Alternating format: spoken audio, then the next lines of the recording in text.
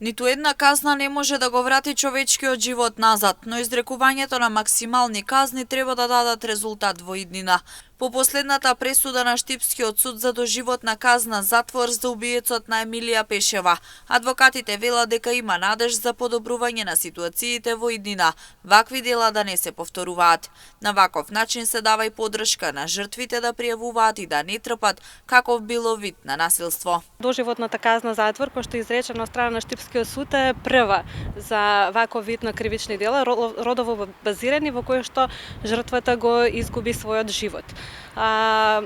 Како здружение, како представник на здружението и како адвокатка која што застапува жртви на семено насилство и родово базирани насилства,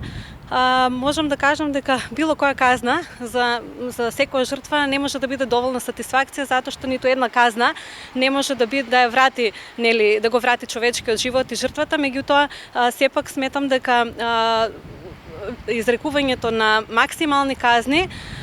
и казнивоста на системот треба да вроди во плод во иднина на планот како на специјална, така на планот и на генерална превенција,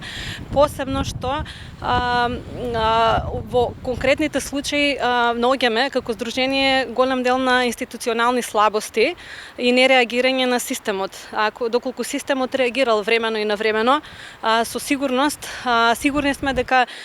не би дошло до вакви фемициди, до вакви загуби на човечки животи. Пречка за ефикасен прогон на насилниците е актуелното законско решение, според кое по службена должност кривично се гони само насилник кој нанел тешки телесни повреди на жртвата. Доколку повредите не се тешки, за прогон на насилникот треба согласност од жртвата. Сдруженијата за заштита на жените бараат измени на кривичниот закон. Нашите закони се уште не се во целост усогласени со Истанбулската конвенција и токму поради тоа сакам и оваа пресуда да отекне како апел во јавноста во моментот кога сега се подготвуваат нови измени на кривичниот законник,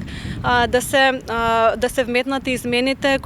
на кои што укажуваме како здружение, посебно на член 130 став 2, да се воведе гонење по службена должност, да не се остава гонењето при вршење на семено насилство да се врши по предлог, каде што најчесто жртвите попуштаат што од институционален притисок, што од притисок од сторителот, па се повлекуваат во кривичното гонење. Според правниците, пресудата до животен затвор за убиецот на Емилија ќе влијае врз генералната превенција од родово базирани